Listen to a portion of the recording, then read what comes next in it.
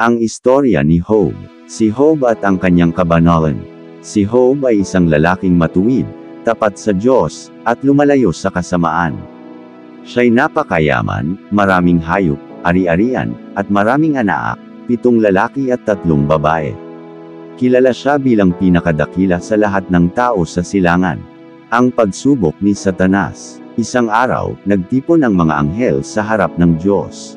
Dumating din si Satanas, at sinabi niya na si Job ay matuwid dahil pinagpala siya. Kaya't hinayaan ng Diyos si Satanas na subukan si Job, ngunit huwag kunin ang kanyang buhay. Ang malalaking pagkawala ni Job.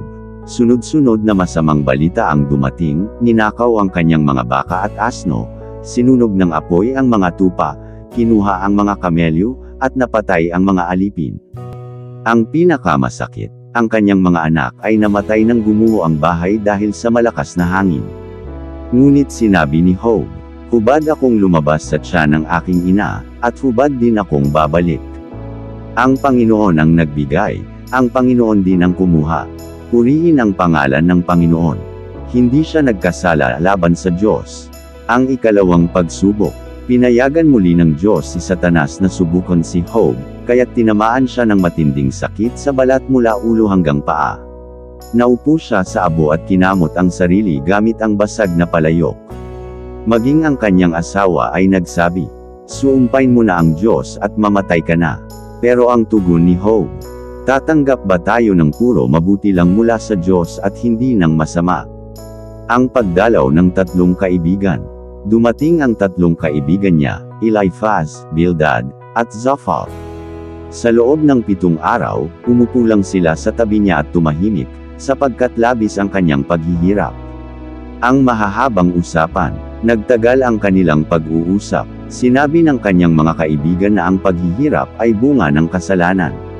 Ngunit ipinaglaban ni Job ang kanyang pagiging matuwid at inusisa kung bakit siya pinarusahan. Dumating din ang binatang si Elihu, at nagsabi na ginagamit ng Diyos ang paghihirap upang magturo at magtuwid. Ang pahayag ng Diyos. Mula sa ipu-ipo, nagsalita ang Diyos kay Job.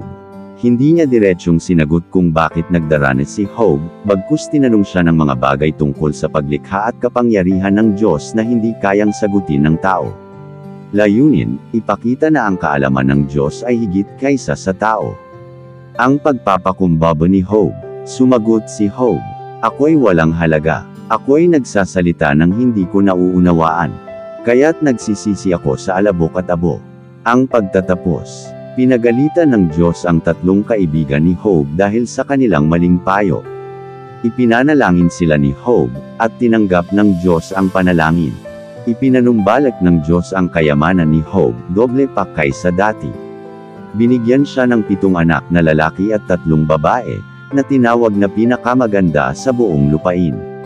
Nabuhay si Job ng 140 taon, nakakita ng 4 na henerasyon ng kanyang lahi, at namatay na puspos ng mga araw.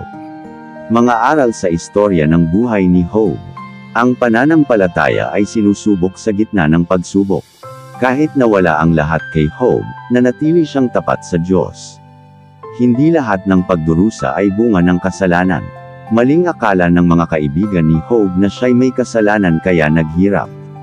Ang Diyos ay makapangyarihan at mas mataas ang kanyang karunungan. Ipinakita ng Diyos na hindi kayang abutin ng tao ang kanyang mga plano. Pagpapakumbaba sa harap ng Diyos.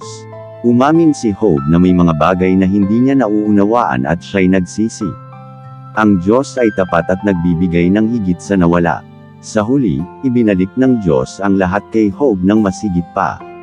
Mga payo, manatiling tapat sa Diyos kahit sa oras ng matinding pagsubok.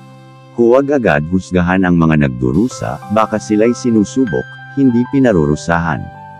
Kilalanin ang limitasyon ng ating kaalaman, may mga bagay na tanging Diyos lamang ang nakakaunawa. Sa gitna ng problema, magtiwala na may layunin ang Diyos. Matutong magpakumbaba at umasa sa awa at biyaya ng Diyos.